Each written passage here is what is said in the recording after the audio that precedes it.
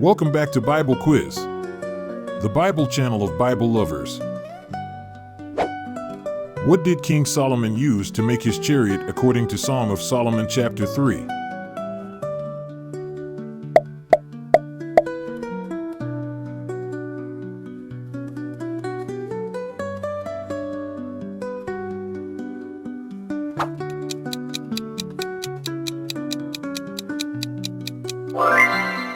Answer: wood from Lebanon. In Psalm of Solomon 3 verse 9, it is stated, King Solomon made himself a chariot of the wood of Lebanon. This highlights the luxurious materials that Solomon used, reflecting his wealth and status as a king. The mention of wood of Lebanon specifically refers to the high-quality cedar trees that were known for their durability and fragrance, making them a preferred choice for construction during that time.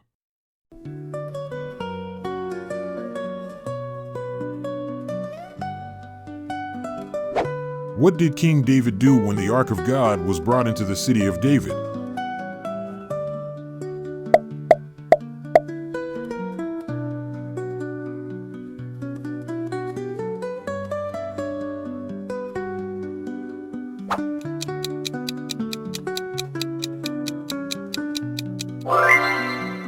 Answer: he offered sacrifices and danced with all his might.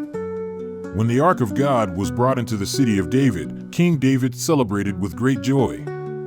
He offered sacrifices of oxen and fatlings after every 6 paces they moved the ark, demonstrating his reverence and gratitude to God. Additionally, David danced before the Lord with all his might, wearing a linen ephod, which signifies his deep joy and worship, 2 Samuel 6 verses 13 to 14. This event was marked by shouting and the sound of trumpets, reflecting the communal celebration of the Israelites as they welcomed the ark back into their midst.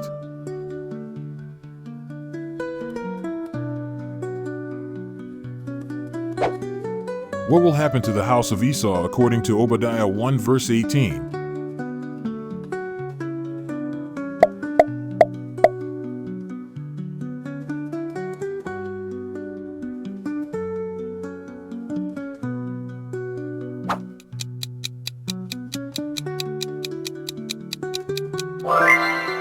Answer: it will be completely destroyed.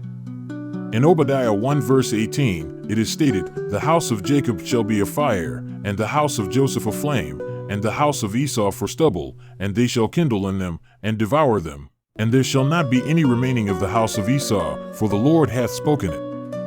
This verse emphasizes the total destruction of Esau's descendants as a consequence of their actions against Israel.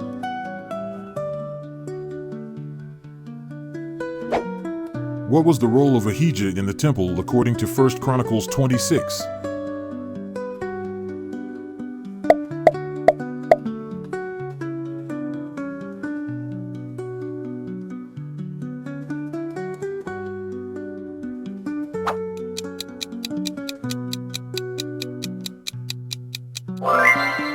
Answer: he was over the treasures of the house of God. Ahijah was appointed to oversee the treasures of the house of God and the dedicated things, as stated in 1 Chronicles 26 verse 20, which mentions, "And of the Levites, Ahijah was over the treasures of the house of God, and over the treasures of the dedicated things." This indicates his significant responsibility in managing the sacred resources of the temple.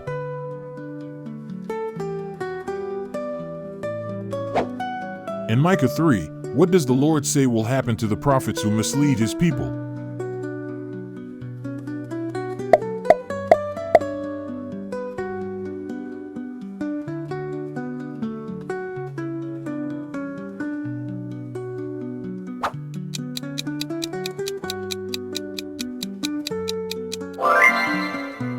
Answer: they will be left in darkness and not receive answers from God. In Micah 3, the Lord condemns the prophets who lead his people astray, stating that they cry, "Peace," and he that putteth not into their mouths, they even prepare war against him, Micah 3 verse 5.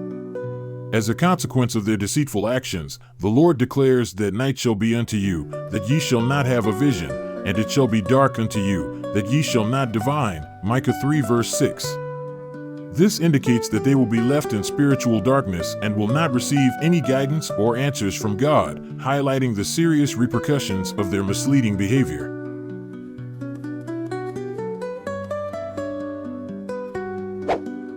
What does the Lord command in Zechariah 7 regarding how people should treat one another?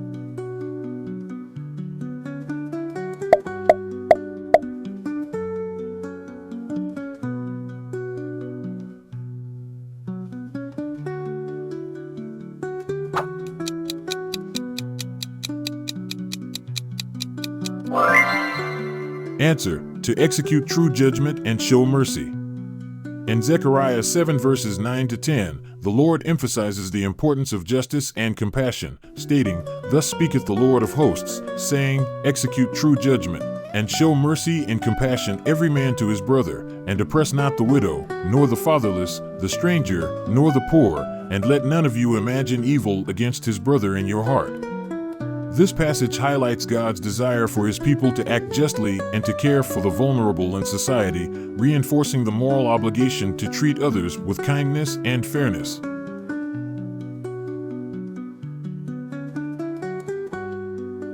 What promise does God make to Job in Job 5 regarding protection during times of trouble?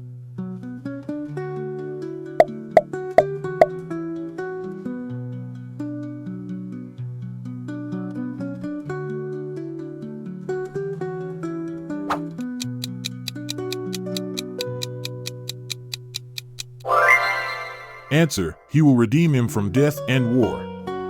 In Job 5 verse 20, it states, "In famine he shall redeem thee from death, and in war from the power of the sword." This verse emphasizes God's promise of protection and deliverance from dire circumstances, assuring Job that he will be safeguarded from both physical and verbal threats during times of crisis.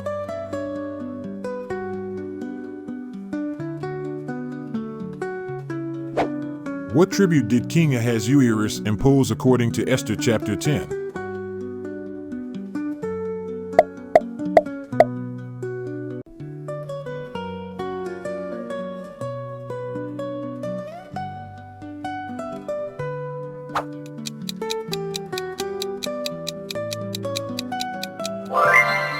Answer: a tribute on the land and the isles of the sea.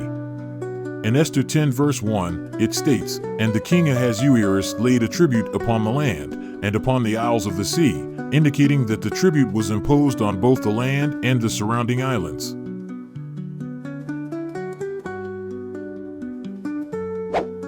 What did Queen Esther reveal to King Ahasuerus about Haman during the banquet?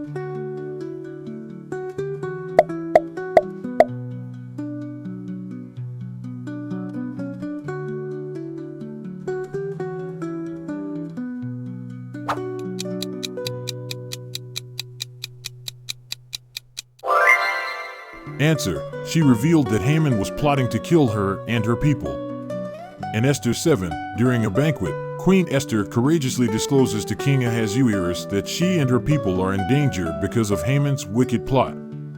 She states, "If I have found favor in your sight, O king, and if it pleases the king, let my life be given me at my petition, and my people at my request." Esther 7 verse 3, ESV.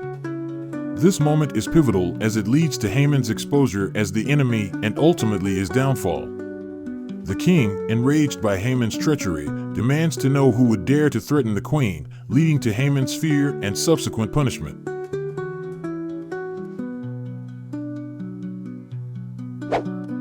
What warning does Habakkuk give regarding those who make their neighbors drunk?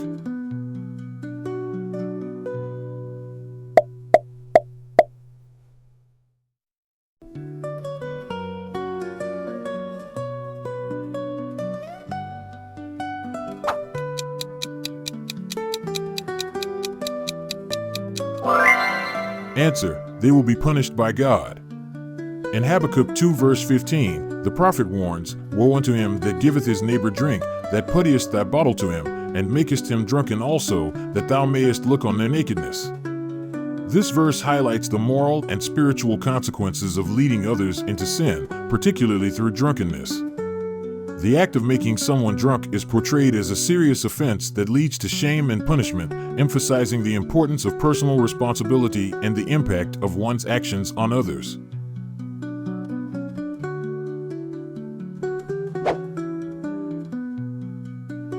And there you have it, fellow seekers of truth. We've navigated the twisting paths of the Old Testament, delving deep into its rich stories and timeless lessons.